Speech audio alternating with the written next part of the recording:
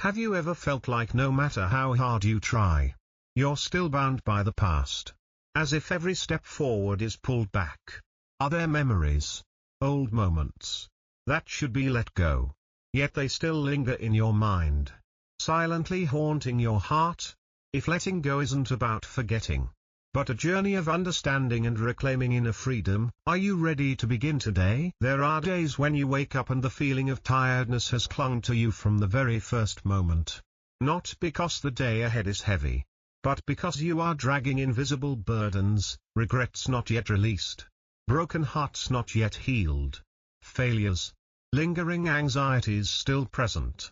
Every morning, you wake up depleted, carrying old wounds into a day that could have been lighter, more peaceful. But what if letting go doesn't mean forgetting? What if letting go is actually about deep understanding? About forgiving yourself? About reclaiming your future? Today, we will explore together how to truly let go and live freely, based on the timeless principles of Stoicism. 1. Why is it so hard for us to let go? Letting go is not a natural reaction. We hold on because, deep down, we fear that if we let go, we will lose a part of ourselves, a love that once defined who we were, a failure that once shaped our ego, a painful chapter of life that we reread as if we could change the ending. But in reality, clinging to things that no longer exist is like trying to grasp a shadow, both empty and exhausting. Marcus Aurelius once said, "The impediment to action advances action. What stands in your way becomes the way." What if the pain you are trying to avoid isn't hindering growth, but is actually guiding you? The first step to letting go is understanding that you are not your past. You are not the mistakes you have made. You are not even the negative thoughts about those mistakes. You are the person you choose to become.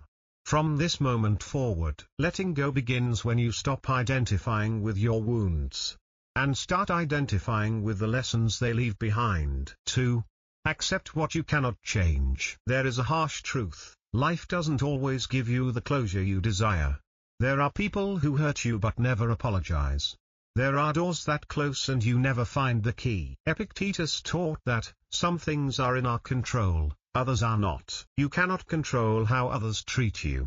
You cannot rewrite the old chapters of your life, but you can always choose the meaning you assign to them. Acceptance doesn't mean agreement. Acceptance doesn't mean you deserved that pain. Acceptance means you no longer waste your energy on battles that ended long ago. You accept that it happened. You accept that you cannot change it. And then, you free yourself. That is where true strength begins. That is also when the true healing journey starts. 3. Practice presence. Most of our suffering doesn't come from the present moment. It comes from living perpetually in the past or worrying about a future that hasn't arrived. Stoicism brings us back to a simple yet life-changing truth: the only time that truly exists is now. Seneca wrote, "We suffer more in imagination than in reality." When you truly immerse yourself in this moment, you realize, you are safe. You are alive. You are not as broken as you think. Every time your mind wants to drift to the past, gently bring it back to the present. Every time fear urges you to worry about the future, take a deep breath. Feel your breath, and return to this moment. The present is your anchor. Letting go doesn't require a complicated ritual. It only requires you to feel the wind touch your skin, hear the silence around you, and realize, this moment is not the past. You don't need to carry yesterday into today. 4. Detachment is strength, not coldness. There is a common misconception: many people think that detachment means not caring, being cold. But in Stoicism, detachment is not indifference. Detachment is wisdom. It is the ability not to let your peace be stolen by unexamined emotions. It is the art of observing pain without becoming that pain. Observing thoughts without blindly following them. Think about it: when you cling tightly to something, a relationship, a job, an identity, you begin to lose clear perspective on it. You become fearful, overly reactive, dependent. Detachment allows you to step back. Ask fundamental questions: is this still helping me grow? Is this still true for me? The Stoics did not deny emotions. They trained themselves to understand emotions clearly.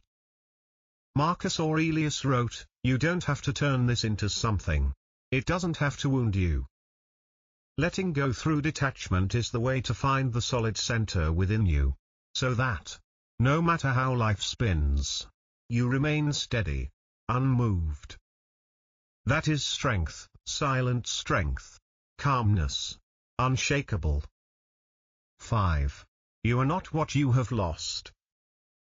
One of the most painful illusions we get trapped in life is believing we become less valuable because of what we have lost. A broken relationship, an unfinished dream, an old version of ourselves. We mourn those losses as if they were our very identity. But in Stoic philosophy, identity is not built on what you possess, not on titles, status, or attachments. Identity is built on virtue, on how you respond to what life takes away. Epictetus said, "It's not what happens to you, but how you react to it that matters." The pain you feel when you lose something is real, but it doesn't define your worth. You are not less because someone left. You are not insignificant because a door closed. You are not broken. You are being tempered. What you have lost does not define you. What you choose to become from this moment defines who you are. Letting go means stopping the identification of yourself with your wounds. It means returning to the wholeness you have always possessed. You are still whole. You are still standing. And you have only just begun. 6. Letting go is a daily practice. Letting go is not a decision you make once and forever. It is a habit, a repeated choice. There will be days when you feel free, light. But there will also be days when the past tries to creep back in. And that's perfectly okay. Because growth doesn't happen in a straight line. It happens with every breath, every day lived. Every morning, you have a powerful moment. Will you continue to replay the old movie? Or will you open your eyes, get up with intention, and remind yourself, I am here. I let go of what no longer belongs to me. Seneca advised, begin at once to live, and count each separate day as a separate life. Let go, again and again, until peace becomes your nature, silence becomes your home. Letting go is not the end. It is your true beginning, not forgetting, but remembering who you were, before the world started filling your shoulders with things that didn't belong to you. Conclusion, 100 words. Letting go doesn't mean you've lost. It means you were strong enough to choose something better for yourself. You don't need closure. You need clarity. You don't need revenge. You need liberation. And you don't need to wait another day to start living lighter. If this message touches your heart, please like, comment your thoughts, and subscribe to the channel to spread the power of letting go together. Because the past is closed, the present is yours, and the future belongs to those who dare to let go. Letting go isn't forgetting. Letting go is remembering yourself. Remembering that you have always been whole. Remembering that inner peace is always stronger than any external storm. You don't need closure. You need clarity. You don't need revenge. You need to free yourself. If this message resonates with you, don't keep it to yourself. Please like, comment, and subscribe to the channel so we can build a stronger, more courageous, and freer community every day. Remember, the future belongs to those who dare to let go.